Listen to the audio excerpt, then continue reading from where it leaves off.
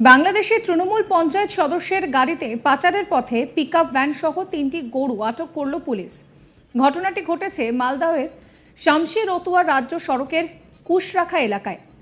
যদিও পুলিশি অভিযানের সময় পালিয়ে যায় ওই পিকআপ ভ্যানের চালক। গরুগুলিকে আটক করে তল্লাশি শুরু করেছে পুলিশ।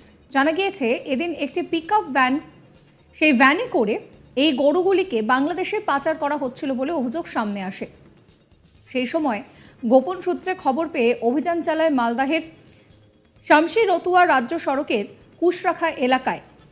গাড়িতে তল্লাশি চালাতেই উদ্ধার হয় 3টি গরু। আরও জানা গিয়েছে যে গাড়িটি শামশি গ্রাম পঞ্চায়েতের তৃণমূল সদস্য আমির হোসেনের। ঘটনা বেগতিক দেখে পালিয়ে যায় গাড়ির চালক। আর এই ঘটনা নিয়ে শুরু হয়েছে রাজনৈতিক চাপানুতোড়।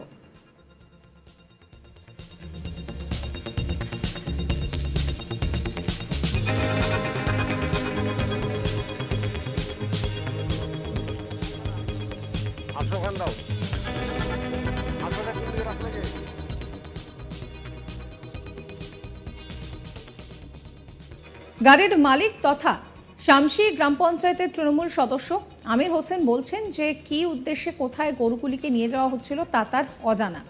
গাড়ির চালকই ভাড়া ঠিক করে। যদিও পলাতক গাড়ির চালকের খোঁজ শুরু করেছে পুলিশ, তদন্তও করছে পুলিশ। শোনাবো আপনাদের কি বলছেন তিনি।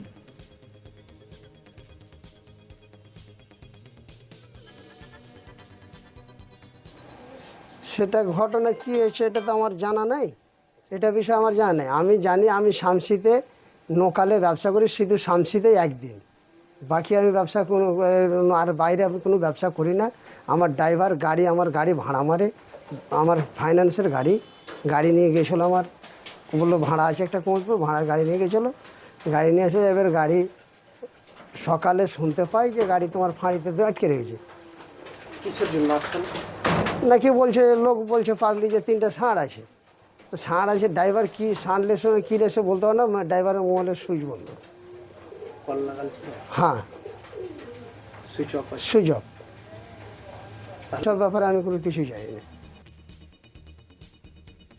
এদিকে গরু পাচারের ঘটনায় সরব হয়েছে বিজেপি। গরু পাচারের ঘটনায় তৃণমূল পঞ্চায়েত সদস্যের যোগ রয়েছে বলে সরব হয়েছে বিজেপি। এই ঘটনায় চাঞ্চল্য ছড়ায় এলাকায়। আপনাদেরকে শোনাবো বিজেপি নেতা অভিষেক সিংহানিয়া কি বলছেন। খবর পেলাম যে 3টি সরকারি ষাঁড় একটি গাড়ি করে যাচ্ছিল, শামসিপুরি পুলিশ ফাঁড়ি ধরেছে। এবং পরে যেটা জানতে পারলাম, তৃণমূলের শামসির গ্রাম পঞ্চায়েতের মেম্বার আমির হোসেন তার গাড়ি। এবং এটা একটা জেনে রাখা উচিত, আমরা সবাই জানি এই আমির বাবু কিন্তু গরুর ব্যবসার সঙ্গে যুক্ত। আমাদের অঞ্চল থেকে, বিহার থেকে সরকারি ষাঁড় গরু কিন্তু রীতিমতন চুরি হয়ে যাচ্ছে এবং বাংলাদেশ পাচার হয়ে যাচ্ছে। তো আজকে কি এই গরুটা বাংলাদেশে পাচারের কি একটা পরিকল্পনা ছিল?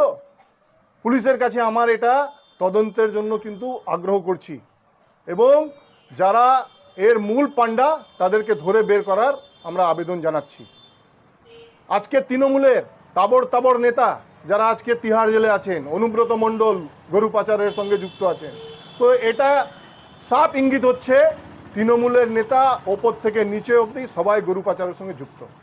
আমরা চাইছি সঠিক তদন্ত হয়ে যারা এর পেছনে দোষী, যদি আমির বাবুই হোক না কেন, তাদেরকে কিন্তু পুলিশ ধরে কেস করুক এবং উপযুক্ত শাস্তি দিক। পুলিশের প্রাথমিক ধারণা বাংলাদেশে পাচার করার উদ্দেশ্যেই ওই গরুগুলিকে নিয়ে যাওয়া হচ্ছিল। এই ঘটনায় কে বা কারা জড়িত তা খতিয়ে দেখছে পুলিশ। রতুয়া থানার পুলিশ সূত্রে জানা গিয়েছে গরু এবং গাড়িটিকে আটক করে ঘটনার তদন্ত শুরু করা হয়েছে।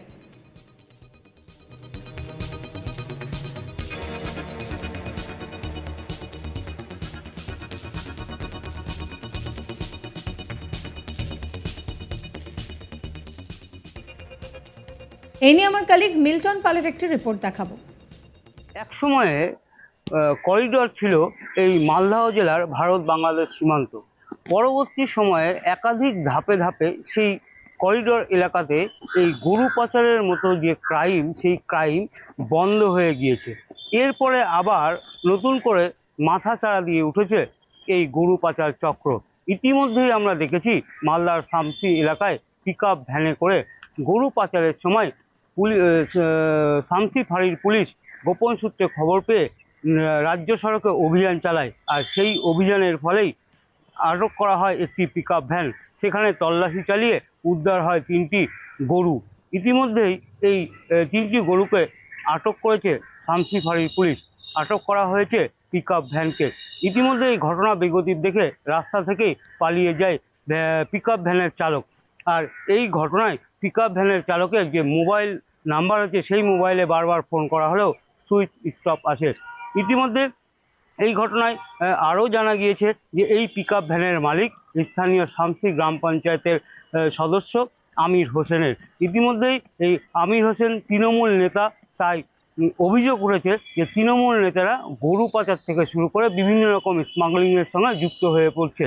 এই ঘটনা তারই একটি প্রমাণ। তাই এই আমির হোসেনকে অবিলম্বে গ্রেপ্তার করে তার বিরুদ্ধে আইনি ব্যবস্থা করুক অভিযোগ বিজেপির। যদিও বিজেপির যে স্থানীয় তৃণমূল বিজেপি নেতৃত্ব রয়েছে তাদের অভিযোগ যে আমরা দেখেছি ওপর থেকে নিচ পর্যন্ত যে গরু পাচার চক্র রয়েছে সেই পাচারের সঙ্গে ওতপ্রোতভাবে জড়িত রয়েছে তৃণমূল নেতা নেত্রীরা বা তৃণমূল কর্মী সমর্থকরা।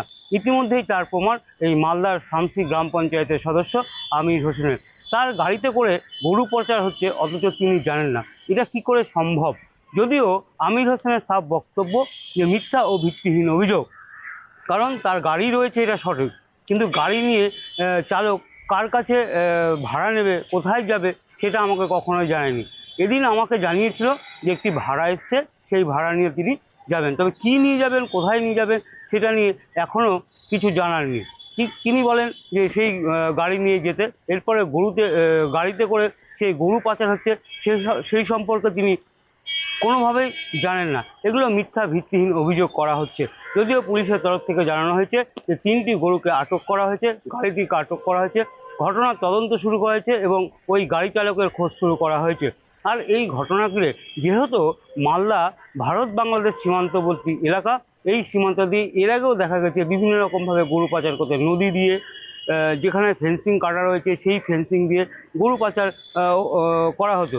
যদিও বিএসএফ এর আগে প্রচুর গরু পাচারকারীকে এবং তার যে প্রধান মূল পাণ্ডা তাদেরকেও আটক করেছে, কিন্তু এই ঘটনা স্বাভাবিকভাবে বন্ধ ছিল। আবার কি করে এই ঘটনা মাথাচাড়া দিয়ে হচ্ছে সেটাও প্রশ্নের মুখ দেখা দিয়েছে।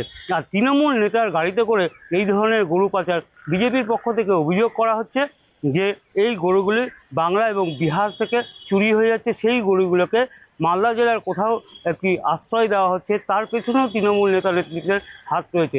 আর তার প্রমাণ এটাই যে তৃণমূল নেতার গাড়িতে করে। সাবস্ক্রাইব করবেন চ্যানেলটিকে।